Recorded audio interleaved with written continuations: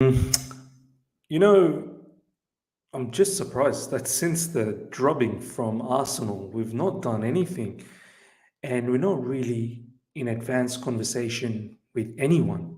It's just, yeah, I'm a bit worried. I'm a bit worried. All right. Here we go back again on the other side of the coin. All right, welcome back to the other side of the coin, ladies and gentlemen. We are going to talk about the latest in regards to Chelsea transfer news. There's lots going on in regards to Frenkie De Jong, Armando Broja, and we're going to talk about Wesley Fofana and Presnel Kimpembe as well, just to mix things up a little bit. But I have to be honest, ladies and gentlemen, since the Arsenal smashing that we've got, I really thought we were going to be in the market very, very, you know, high tempo, I suppose, with a lot of intensity, high pressure, pressing, with a lot of urgency, pushing to make more moves. But yeah, I'm a little bit disappointed that nothing has transpired since that particular drubbing. There's literally no advanced communication. There's no big rumors. There's no Orny or Matt Law articles that's been coming out. It's quite concerning that we're moving into another game against Udinese in this preseason, and we've only got two incomings, and we've not even had any outgoings as well. That's the crazy part. Since Lukaku, there's been no outgoings, and we know very much how certain players, apparently up to 9 players that are looking to leave Chelsea Football Club, and we're not making a move as yet. So look, at this stage, I actually do sympathize with Thomas Tuchel. He's going to have to perform a miracle. We're not giving him you know, a good a chance to move into the new season with a fresh squad. He's going to have to sit down with the same people over again and I guess perform a miracle. Perform a miracle. Okay, let's start from this particular news, ladies and gentlemen. We're going to talk about Frenkie De Jong a lot. Seems like the issue with Frenkie De Jong with Barcelona is mad. How Frenkie De Jong is not taking Barcelona to the court, it's beyond me. The way he's getting treated, it's how anyone else, like external bodies, are actually looking at this situation is quite sad as well. So let's start from this particular news. FC Barcelona want Frenkie de Jong to leave, possibly on a loan with a compulsory purchase option of 80 million euros. Chelsea or Bayern Munich may have interest, maybe interested. Look, I think there is probably a need for this particular player. I really do. In our midfield, if you notice, Gallagher, Mason Mount, very similar to each other in terms of press intensity. They want to move forward, score some goals, but maybe both in terms of defense, in terms of build-up, probably not the best suited.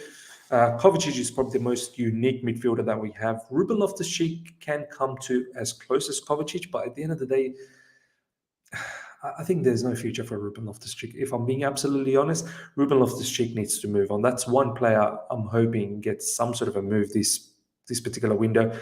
There literally is no conversations around Ruben Loftus-Cheek. There's no suitors for him, which is another concern. Ross Barkley, apparently there's some talks about him going towards Everton. Frank Lampard linking up over there. Frank, I think, fancies Ross Barkley. So those two players, I want them moved on.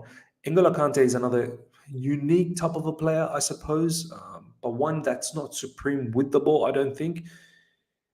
So, and then Jorginho doesn't really have his backup. Now, I know Ethan Ampadu can play that particular position, but Ethan Ampadu can be used in several different positions as well. He's so versatile. It can be used in the back three anywhere. Can definitely be covering midfield. He's tried one of the matches against Charlotte in the second half. It's small amount of time, so I don't want to judge him. He didn't look extremely comfortable, but I think he can definitely do that role. So someone like Frankie De Jong, I feel like he can be a definite, backup for Jorginho, or even sometimes start. He can definitely play as a six, as the deepest lying midfielder, and help with the build up and also spray passes from deep to find those players up front, which is so important. We don't get the ball to those brothers up front quick enough. He can play as an 8 as well. If it's a double pivot, he can be the one who can be box to box. He definitely has the creativity, the vision, the passing range to play that particular role. Or he could, if we ever think about changing the formation, and a lot of you guys are not fancying the change of formation, but if we wanted to do that, we could possibly do that as well, and he can play as a number 10. So I see Frenkie De Jong as someone who can be beneficial in the midfield anywhere. So look, a loan option would be very interesting. The 80 million buy purchase, though, that's a lot of money. And Barcelona, the way they're moving in this particular market, where they're not giving any money to anyone else and they're demanding such fees, is quite mad. Let's have a look at the rest of the Frenkie De Jong news that's gone around. Frenkie De Jong appeared to be one of Tuchel's top midfield targets, having previously attempted to sign him while at PSG. De Jong is open to joining Chelsea, but certainly holding the move back is Barca's demands for a 67 million fee, which Chelsea do not intend to meet. Look, 67 million fee. That's a lot of money for a midfielder. Now, I get it. He is a high-profile type of a midfielder, but Barca, you've done a madness on us, man. You need to do us a favor here. And on top of that, this player, honestly, I don't know why he's holding back to go to the courts to take Barcelona to the cleaners. Barcelona owe about 17 million to this particular player. Look, I'd entertain a loan, but 67 million to spend on a midfielder right now, where we probably need another attacker, another defender. Yeah, I can't justify that. I really can't justify that. But he's definitely a particular midfielder that you think, has a position in our squad, because we don't have someone who's going to be able to play a 6, 8, 10. He can pretty much transition to any of those positions. Frenkie De Jong has informed Erik ten Hag that he does not want to join Manchester United. It's ruled out. Look, there are people out there, Manchester United fans, saying that he's willing to join Man United. I can't picture how a player will take a downgrade. Barcelona is in the Champions League. We're in the Champions League. Why would he go to Man United to play Europa League football? It just does not make sense. Let's check the next news. Frenkie De Jong will not leave Barcelona until he receives millions in back pay. Since De Jong is still owed around 19 million in wages, he refuses to leave or even talk about a transfer. And look, rightly so. You owe money. You owe a lot of money to Frenkie De Jong. Now, how this is going to get sorted out, I don't know. They are apparently forcing him to take a pay reduction now. Like, this is mad, man. I've never seen a club move like this, like Barcelona. How you are bullying. This is borderline bullying. You're telling the player to now take a pay reduction, 50% as well, and you owe him money, and you're looking to force him out. It's quite mad. Gary Neville on Frenkie De Jong. Look at this. This is quite interesting. De Jong should consider legal action versus Barcelona, and all players should be behind him. A club spending fortunes on new players whilst not paying the ones they have under contract, their full money is immoral and a breach. Fifth Pro should be all over bullying like this and stop it. Look, 100% believe that should be the case. The registration of Rafinha and Robert Lewandowski is not guaranteed at Barcelona. If Frenkie De Jong refuses to leave or take a pay cut, Barca will have a huge problem. I think this is the biggest reason now why Barcelona wants this particular player to be moved on, why they're doing their level best to create interest from our end. Look, we may be slightly interested. I don't know how huge that interest is. We know Thomas Tuchel likes this player from previously as well. As I said, this player would definitely fit in. We need to get rid of players like Ross Barkley, Ruben Loftus-Cheek, and I think this guy would be a very good alternative to Jorginho. In fact, he could probably even start for us, and Jorginho could be the alternative. Bottom line, there's enough matches that we play. There's 5 subs. All of them should get enough minutes, but this guy would definitely have a position. But if Barca can get rid of him, they can't register players like Rafinha and Lewandowski. I'm pretty certain they'll find a solution down the track, Barcelona. They do need to get rid of other players like Memphis Depay and whatnot. And they will find a solution for Frenkie De Jong. The thing is, look, right now, we are in a mud in terms of finding it so difficult to bring in players. This is one player I feel like in midfield we need a little bit of revamp, and he could do the trick for us. We should be all over it. Since the Arsenal drubbing, as I've been saying, we've not made any moves. Thomas Tuchel needs some fresh faces, man, to work with next season. I think this is, for me, someone who would make a lot of sense. Okay, ladies and gentlemen, let's talk a little bit about Armando Broja. But before we do that, let me know how you feel about that Frenkie De Jong. I personally think he should get an opportunity to come to Chelsea Football Club. We need a player like him. But you let me know if that's the kind of profile that you think we need. And what do you think about the Frenkie De Jong situation at Barcelona as well? Okay, let's talk about Armando Broja, ladies and gentlemen. Chelsea still not accepting any official bid for Armando Broja as of now. Tuchel insists in keeping the player, not happy with potential permanent transfer after West Ham's 30 million proposal rejected 10 days ago. More talks on Chelsea's side will take place soon. These are some images of Armando Broja training before the Udinese game. Armando Broja and Ethan Ampadu doing preseason training with Chelsea. Good to see him train. It's fantastic, and I hope he gets an opportunity against Udinese. Now, let's talk a little bit about Armando Broja. I know in my recent video I talked about Cristiano Ronaldo, and you know how I feel about that. I would have liked to see Cristiano Ronaldo. He pretty much guarantees you goals. Now, I'm all in board in backing Thomas Tuchel, so I'm going to just park that Cristiano Ronaldo aside. Thomas Tuchel doesn't want Cristiano Ronaldo. He thinks he's not going to fit the system. He thinks it's too much of an ego of a player to come in and maybe disrupt the change room. I disagree, but it is what it is. We're going to park it, and we're going to focus on what Thomas Tuchel wants. Thomas Tuchel wants fluidity up front. He wants players that are going to be able to press non-stop. Right now, our press looks pretty awful, so he has to get tactically that right. Now, if you want to give Armando Broja a proper chance and give him the chance to lead the line, I think that's quite ballsy, and I think that's quite gutsy. And do you know what? Fair play to you. Fair play to you. If that's what you want to do, I'm all on board, because it'll be exciting to see in the new season how Armando Broja takes that opportunity and see what he can make out of it.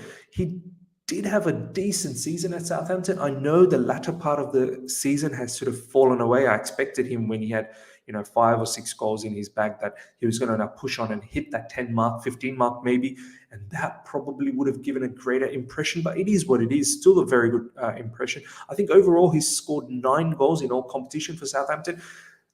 The raw materials are there. The ingredients are there to cook up something here.